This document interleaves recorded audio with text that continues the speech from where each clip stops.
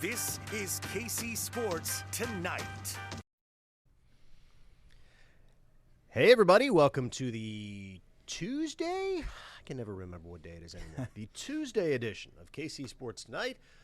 I'm Scott Reiss, and we've got the kid, Gabe Swartz, here, our resident do-all newsroom assignment desk, KCTV5.com guru, who pretty much knows not only everything about what goes on in this newsroom, but also everything about sports. So he's like having the human encyclopedia to my left, which is super cool for our purposes.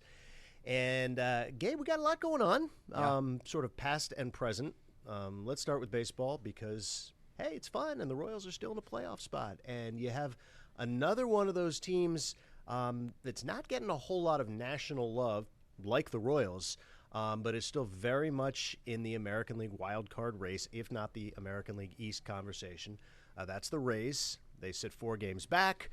You have the Matt Quatraro obvious connection coming from the Rays organization. A lot of what the Royals do behind the scenes is modeled after what the Rays have done so successfully for so many years.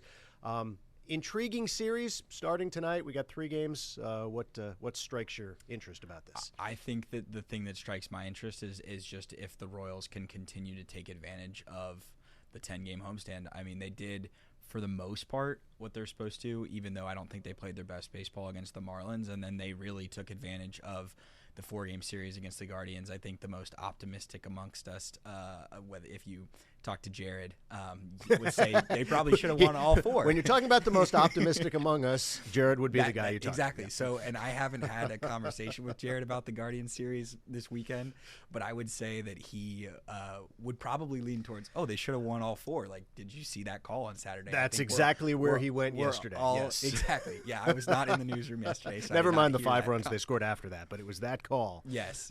Which, I mean, whatever, you can say whatever. But 3 out of 4 against Cleveland really puts Kansas City right back on the track that they're supposed to be on. I think Matt Quatraro would say, I think the Royals would say they should get 2 out of these 3 against the Rays. And honestly, I know that they've played a lot of games consecutively, but the Monday off, you kind of just want to keep playing when you're playing as well as they were this past weekend. It's the 3, 4, 5 spots in the rotation, but Brady Singer's been great at home this year, 2.8 ERA at home. Michael Wacha just had a great start last week, and then Alec Marsh was really good on Friday night against the Guardians as well. So I think if they get 2 out of 3, they're doing what they're supposed to do. Anything better would be icing on top of the cake. Yeah, I would concur with that. When they started the 10-game home stretch, I threw out 7-3 as sort of the aspirational benchmark. You know, if you go 7-3, you feel like you really did your job, you took care of business, and 2 out of 3 this week would get them there. Yeah. So, I agree. I think that, winning 2 out of 3 against Miami, they were fortunate to win 2 out of 3, but they did what they had to do and obviously played well against Cleveland, won the 3 games there. So, yeah, I mean, they're in good shape. You have to stockpile home wins, though, wherever you can, because the team has not been very good on the road, and you've got a lengthy 3-city road trip coming up leading into the All-Star break. So the last thing you want is to not play well at home this week, go out on the road, go 3-6, and have to sit on that through the entire All-Star break. Yeah.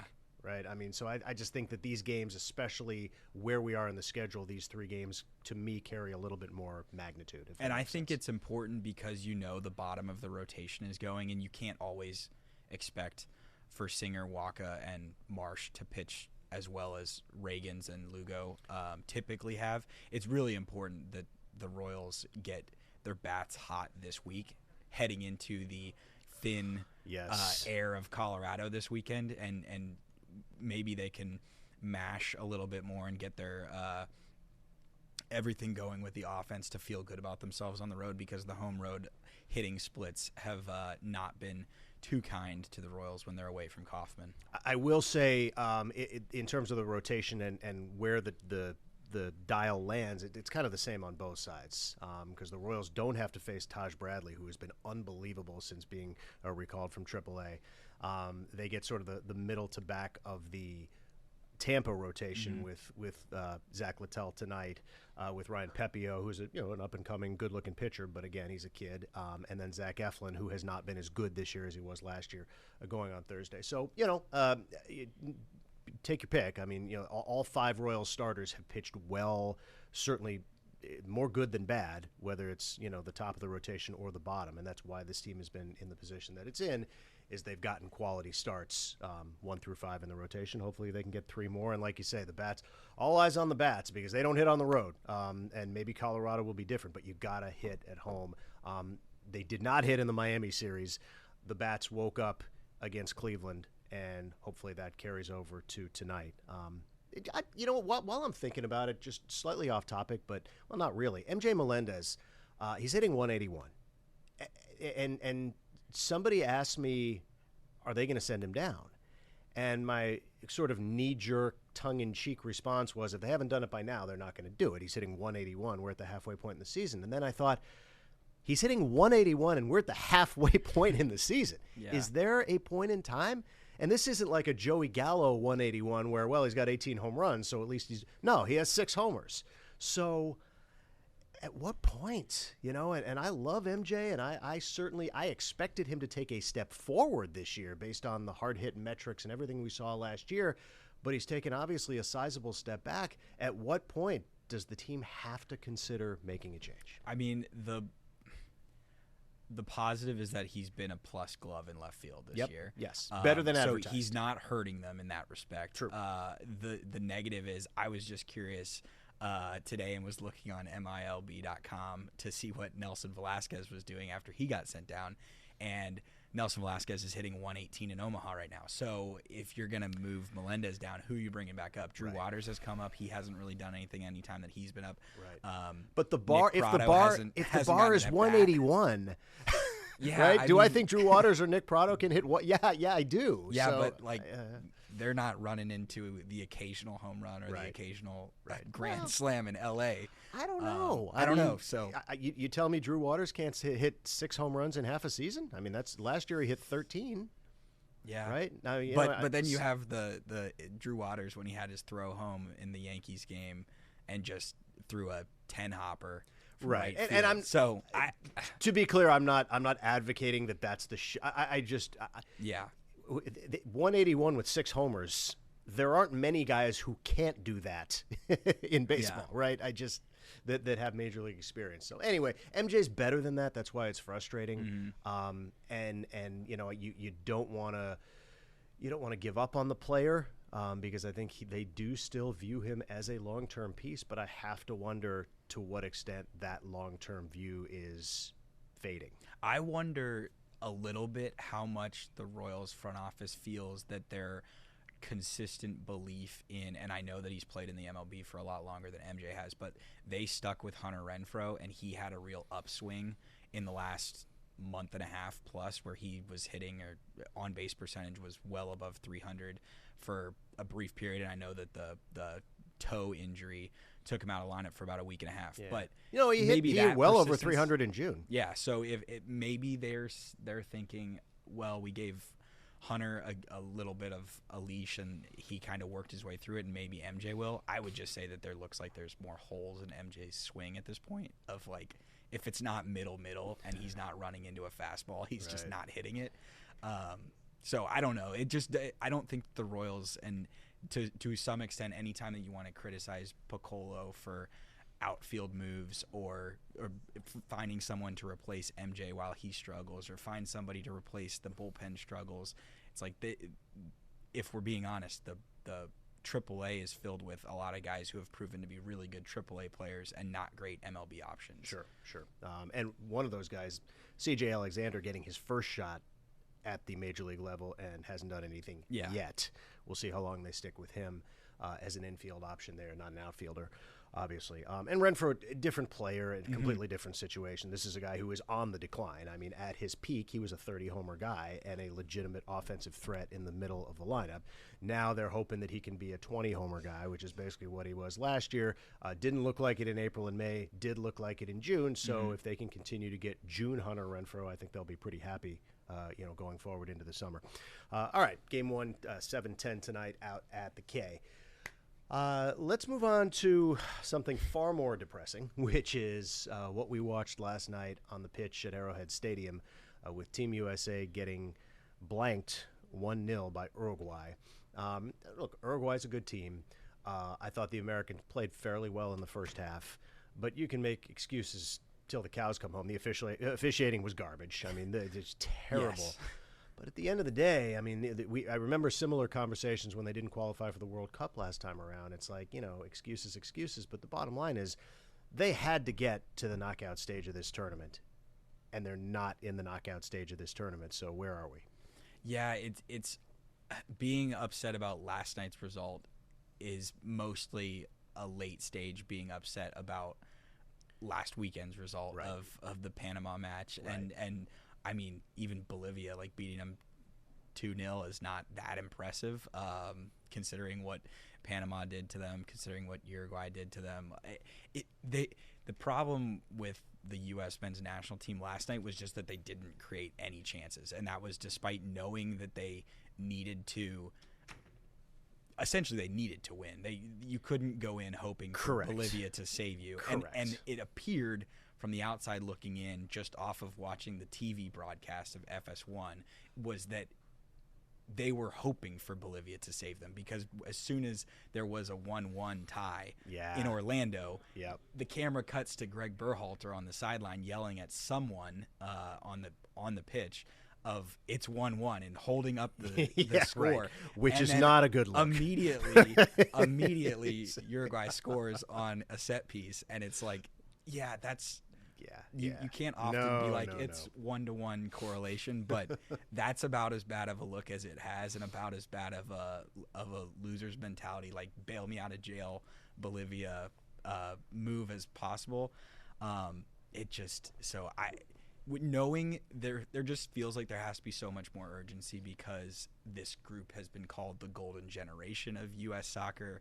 This is 2 years away from a World Cup coming to the United States and North America, and they just don't feel like they're anywhere close at this point to getting the results that they're wanting. And so everybody who is around this situation just feels like they're frustrated with the lack of production from this group. And I mean, it just every time, like last night, they pushed early, and as soon as the injury happened to Balogun, like they lost every chance that they were getting to score, and it never even really felt like they threatened. And that's kind of what the players kept saying. But the most fight you saw from them last night was when they were approaching the official or yelling at the official. Yes. So that's just really upsetting to watch. But another offsides call that is questionable or widely debated at Arrowhead. Yeah. Where have we seen that before? We got one of those again. So and a replay review that you just mind-boggling the decision out there this weekend. So we all saw the same thing, but apparently the people who mattered somehow saw something different. So, but and to be clear, a draw wouldn't have saved them anyway. So you take the goal off the board, it's 0-0, and they're still going home. So is what it is. It wasn't the officiating that cost them the next round. It might have cost them the game. You could argue that, but got to be better, and they weren't. And we'll see if there are ramifications going forward in terms of coaching change that people have started to talk about. I mean, I saw a stat that it was the 20th major tournament that the United States had hosted, and 19 of the 20 they have advanced out of the knockouts or out of the group stage into the knockout round. And this is the first failure. Yep. So for it to be the first failure and everybody to say that this is the golden generation, and you have Pulisic and all of these younger guys, they just have to be better. Yeah. Speaking of having to be better, not to pick on soccer in every possible turn here, but obviously Sporting's had a rough go, although they did win their most recent match this past weekend against Austin. And today, some buzz around the organization as they officially introduced Mike Burns as the new sporting director. Comes over from the New England Revolution. Press conference this morning, and the big question was, where exactly do you fit in the hierarchy? Like, who do you answer to? And he confirmed, he reports to Peter Vermees. So he is under Vermees. And both sort of agreed, and Mike Burns outwardly agreed that that's where he should be. That makes sense. There's nothing about this organization that Peter Vermees is not well-versed in after almost 2 decades. So it'll be interesting to see if some new blood has any sort of short-term impact on what we see on the pitch. I would say that this is a lost season, except last year we would have said the same thing on July 2nd, and they wound up going to the second round of the playoffs. So clearly you never know, but that said, it's an uphill battle for sure. Yeah, I mean, you would think that it's one of those positions where you come in and you're not making any rash, crazy moves right away. Right. But they've had so many problems that the players, for the most part, it feels like whenever you hear Sporting talk about what's going on, they just constantly say, like, we have to be better. We're better than this. And when the prevailing sentiment is we're better than this, you at some point you're not better than the result. At some point you need to be better than this on the field. So I would think that Burns, to a certain extent, is coming in to evaluate and assess what's going on, and then they react after the season, because what they did last year is just not a sustainable model of playoff success, to just completely tank for months on end and then play it's not out how of your mind. Yeah. So I think that there's probably more of a clean slate for next year, and I mean, who knows what the moves are this offseason. But and the one thing that they did say on that front is Peter Vermees came out and said, like, look, if you followed Sporting KC over the years, we have been somewhat of a budget operation, and they have had one of the lower payrolls in the league for many, many years. He said that's going to change, and our ownership is committed to spending more money over the next 4 years, and we will see how much that translates to the talent level top to bottom and the product that they can put on the field as early as next season. Because clearly, soccer, just like any other sport, you got to spend more money to, in theory, spending more money increases your chances of winning more games. Yeah. So. Yeah. I mean, I know that there was the rumors of Ronaldo last summer, and then he just took the Saudi money to play in their league. But, I mean, if they're going to flirt with crazy free agency moves like that, or player transfer moves from old European stars, that maybe that's something they entertain, because they've not really done that for a long time. But you see what Miami did with Messi and bringing in all those older guys, and it's turned into some success for them to a certain extent. Yep. Okay, the other thing I wanted to get to today, especially since I know you're a big college football guy, is the Big 12. So media days next week in Vegas. But today, the media pundits have already spoken, and we have the preseason Big 12 media poll. I put the top 10 there on the bottom of the screen. This is interesting on multiple levels. No more Texas, Oklahoma. In come the 4 Pac-12 schools: Utah, Colorado, Arizona State. Utah picked to win the conference in year 1. But you look at 2 and 4, Kansas State picked second.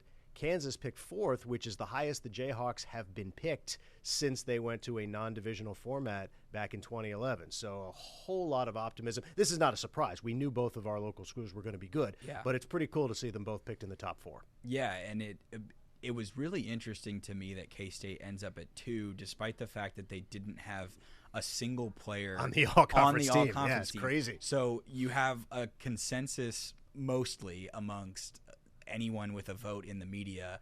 I don't believe that anyone here was voting in the poll. So K-State fans can take their pitchforks away from the KCTV5 sports staff. No one voted against the Wildcats. We didn't do it. It was not us. But there's a lot of consensus that K-State's going to be good this year, but you don't necessarily. It's going to be more of the sum of the parts than it is just one person in particular. Although it could just be one person in particular if Avery Johnson is everything that K-State fans believe him to be. So I think that's interesting. I do think it's odd that Utah gets the respect of being number 1.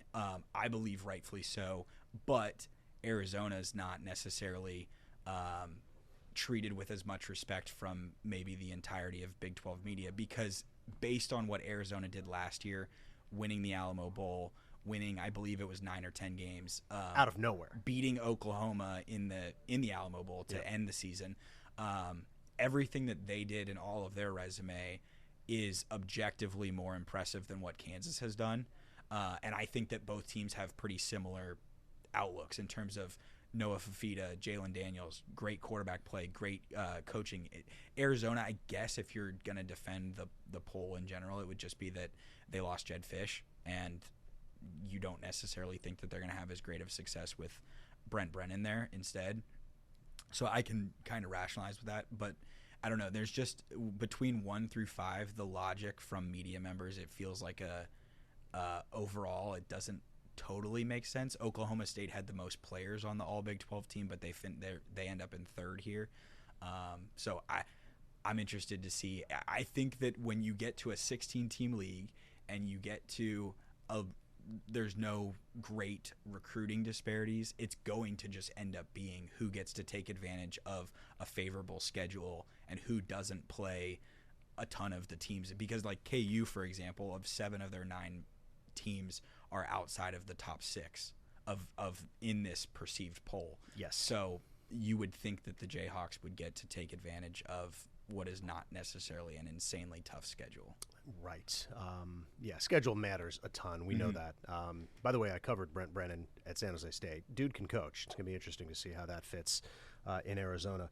By the way, 11 through 16, in case you're curious, not pictured, Colorado, Baylor, BYU, Cincinnati, Houston, and the Sun Devils bringing up the rear. So yeah, Arizona number tough. 5, and their rivals in Tempe picked 16th in their inaugural season in the Big 12. You know, you talk about the all-conference team. Certainly fascinating that the number 2 team in the poll doesn't have anybody. Interesting to me is that you have a Kansas team lauded for its outstanding offense, bringing back everybody. Jaden Daniels, obviously, but all 3 of those outstanding receivers. The running backs, Devin Neal and Daniel Highshaw, and yet the only Kansas players on the all Big 12 preseason team are Mello Dotson and Kobe Bryant, who play cornerback. Yeah. So go figure. Yeah, it there's a lot of curious things here. Shedeur Sanders there being the quarterback, when I think that I don't necessarily understand the entire Colorado hype. They're like 15th ranked in the new EA college football video game, and they're 11th ranked in the Big 12. So either the Big 12 is insane or the video game is crazy. Prime time. Who knows? But yeah, you mentioned the bottom of the league. Arizona State, for example, I can speak to that as a Sun Devil alum. I don't think that they're the worst team in the league, but they could finish there just based on the fact that they play Utah, Kansas State, Oklahoma State, KU, Arizona. So they play all of the 5 teams that are expected to be the best teams in the league. Yeah, that's rough. So that's kind of a rough welcome to the Big 12 moment for Kenny Dillingham. All right. Well, I guess that'll wrap up our streaming efforts for the day. But college football is now officially on our radar, which is fun. We are less than 2 months away. I was doing the whiteboard there in the sports office and putting up the August schedule, and lo and behold, we got games on August 29th. So, yeah, it's coming. It's coming. Chiefs training camp is coming as well. Soon it'll be like that bar on the right side of the screen. It'll be like Chiefs. Right. Hopefully the Royals will be relevant at that point. We can still continue to talk baseball. Gabe, thanks for pinch hitting. Marlia was out getting stuff from the stadium, which we will show you. Actually, pretty fun stuff of MJ Melendez. Speaking of MJ, doing a swap with a fan. A fan had a one-of-one MJ Melendez baseball card that he gave to MJ in exchange for a bunch of gear, Royal swag and gear and whatnot. So we'll show you the video of that. It's pretty cool stuff on the 6 o'clock news. And, of course, we'll be back tomorrow at 5:30. Tomorrow, not July 4th. So we will be back. In fact, I'll be out at the K tomorrow doing the show from there. So thanks again, Gabe, for pinch hitting. Appreciate it. And we will see all of you tomorrow.